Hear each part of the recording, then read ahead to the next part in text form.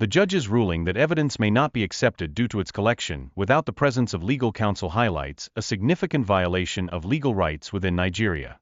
This decision establishes a crucial precedent that will likely influence future legal proceedings. This ruling accentuates the importance of legal representation during interrogations, thereby reinforcing the framework that safeguards individuals' rights in Nigeria. Such protections are fundamental to ensuring fairness within the justice system. The rejection of the evidence prompts a critical analysis of the integrity of the Department of State Services methodologies, alongside the broader implications for the ongoing trial. This occurrence could significantly alter public perception and influence subsequent judicial decisions. The foundation of this judgment rests upon Section 17, subsection 2, of the Administration of Criminal Justice Acts, which explicitly mandates the right to legal representation during investigative processes. This legal framework is indispensable for upholding justice. Moreover, this case establishes a robust legal precedent, serving as a reference point for future trials aimed at defending individuals' rights. Such developments enhance the legal safeguards available to those embroiled in similar situations. In addition, the ruling holds substantial political ramifications as it involves a prominent advocate for Biafra's independence. This reinforces the notion that even those engaged in political activism are entitled to legal protections. The reliance on an outdated video as evidence raises significant concerns regarding its adequacy within the courtroom, given both its age and contextual relevance. This scenario underscores the critical need for contemporary evidence in legal proceedings.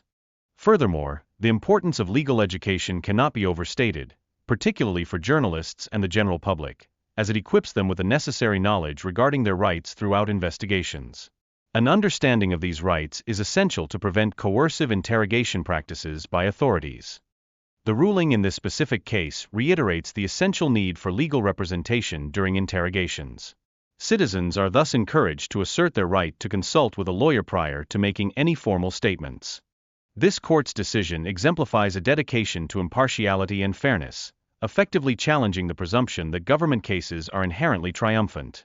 The implications of this stance are profound, particularly regarding public trust in the judiciary. Moreover, the ruling brings to light critical inquiries regarding the treatment of defendants, notably the absence of legal representation during interrogations. These matters unveil systemic deficiencies that urgently require rectification. Legal experts speculate that the government may encounter difficulties in presenting sufficient evidence in the future, potentially leading to the unraveling of their case. This underscores the significance of establishing robust legal foundations. As the government's ongoing legal strategies unfold, they may face considerable obstacles, particularly as the court appears inclined towards a ruling that could benefit supporters of the indigenous people of Biafra, IPOB.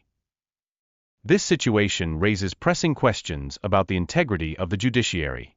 A historical perspective indicates that previous judges encountered repercussions for their decisions during Buhari's presidency, illuminating the potential risks for sitting judges today. The public's anticipation regarding the influence of this context on the current case is palpable. Ultimately, this case underscores the principle that justice must be governed by law rather than swayed by political motives or emotional reactions. Observers remain acutely focused on the court's proceedings in this pivotal matter. Welcome to Igbo Area TV, where we break down the truth in a way everyone can understand. Today, we take a deep look into the recent decision by the Nigerian courts in the case of Nnamdi Kanu, the leader of the indigenous people of Biafra. The court has just rejected some of the main evidence presented by the Nigerian government through the DSS. But why did this happen? What does it mean? And how will it affect the future of the trial? Let us explain it all in simple terms. Remember, I promised to come back again after the afternoon's video to explain what happened today in court. It is really very interesting. Are you ready? This week, a federal high court in Abuja threw out two video clips and 3 written statements that were presented by the Department of State Services, DSS. These were things that Nnamdi Kanu supposedly said or did while he was in DSS custody back in 2015.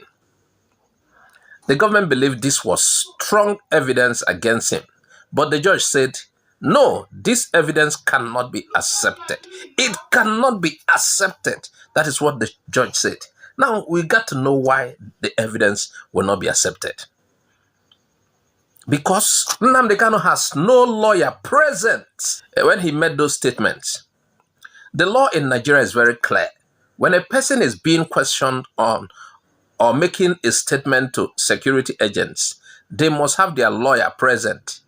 It is their right. In case you don't know, learn this now. It is very clear. Listen again. It says, when a person is being questioned or making a statement to security agents, police, DSS, army, they must have their lawyer present. It is their right. So, even if the DSS said that Nnamdi Kanu talked freely, the judge ruled that it doesn't matter.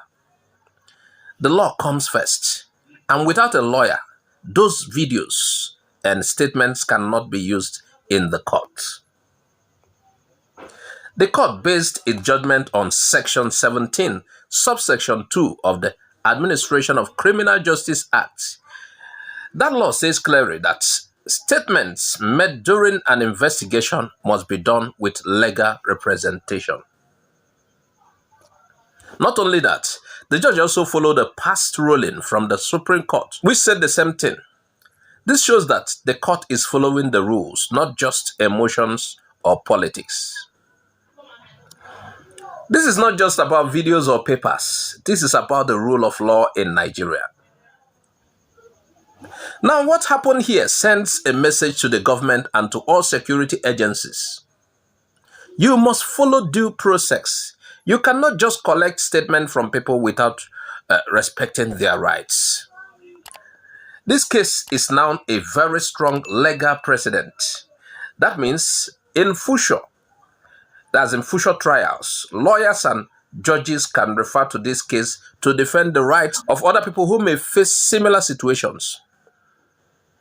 So this case will not be a reference because it stands.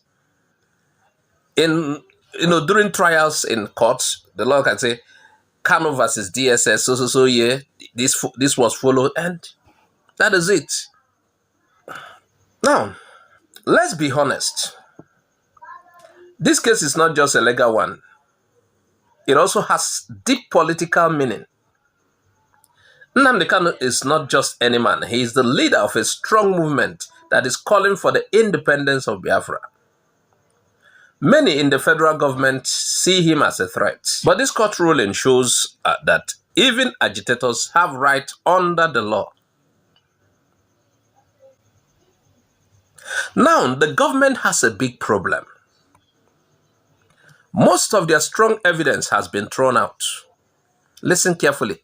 Most of their strong evidence has been thrown out. What will they do next? The only thing they have left is an old video from Sahara Reporters in 2014, where Kanu spoke about Biafra publicly. But that video was made long before his arrest. So, it may not be enough to win the case. That is how it stands now, I'm telling you. Their evidence somehow has been depleted. So the only thing they have is that old video where Kanu spoke about Biafra publicly. And the video was made before his arrest. So it may not be enough to win the case for them. Now, this case is also a lesson to journalists, content creators, and the general public. First, it shows us how important legal education is. We are learning. This is, each day we do presentations here. If you tell me you have not learned anything, that means you are not serious. You have not been following. Remember, we put these videos in a playlist for you to study. You can refer to this video. It's in a playlist. We are piling them up in a playlist. You don't get education only in schools. No, you can get education from things like this. At least you've known part of your right as a citizen. During an investigation, the law enforcement agency does not have the right to query you or to interrogate you without the presence of your lawyer.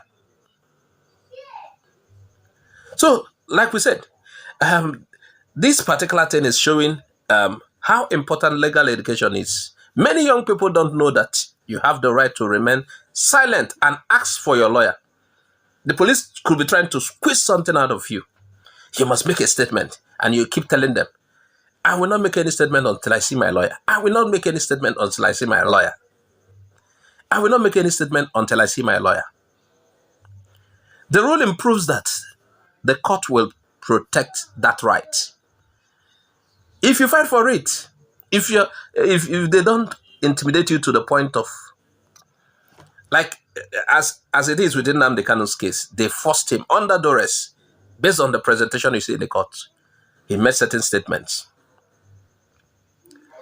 Now, the second one is that it shows us how justice can still be found in Nigeria, even in sensitive cases. The court did not bow to pressure or emotion. And this is what we have been begging the courts. Don't be influenced, it's like most cases government will win. No, the government doesn't have to win. Treat it fairly. The court presently, I don't know what will happen later. They are looking at the law and they are following it. You understand? And this judgment, this particular judgment may give more strength to those who believe Kanu has been treated unfairly.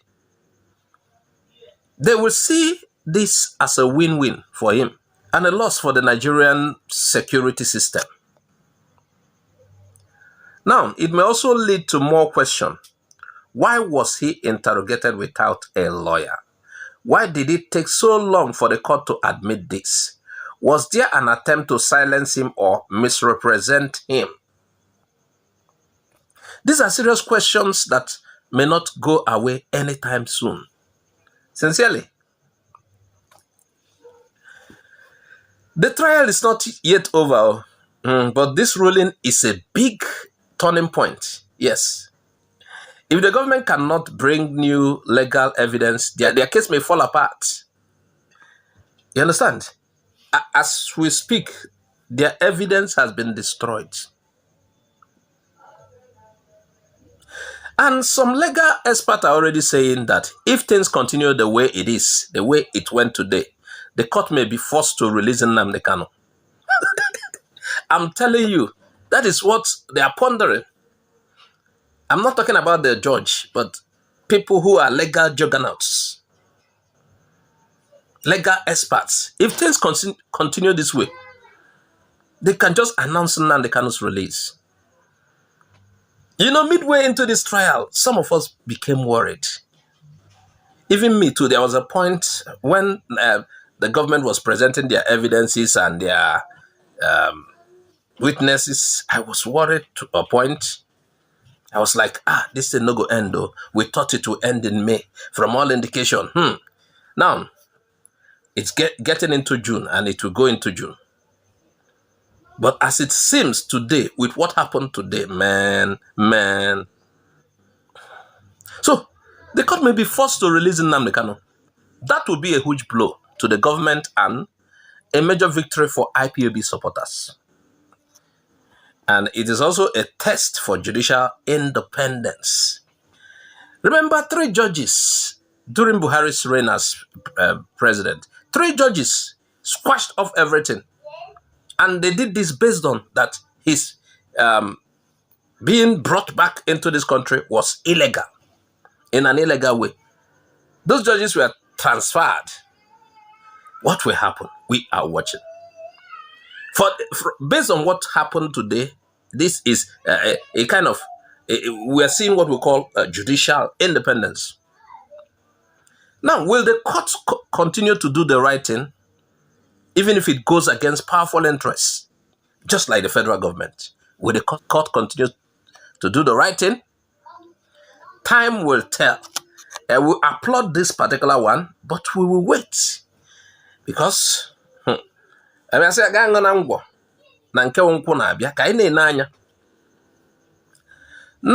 no matter your views on Biafra or Nnamdi Kanu, this case shows that justice must follow the law, not politics, not emotion. Today, the Nigerian court has reminded us of that truth. We will continue to follow this case and bring you the facts in plain, clear language. This is Igbo Area TV, your voice, your truth.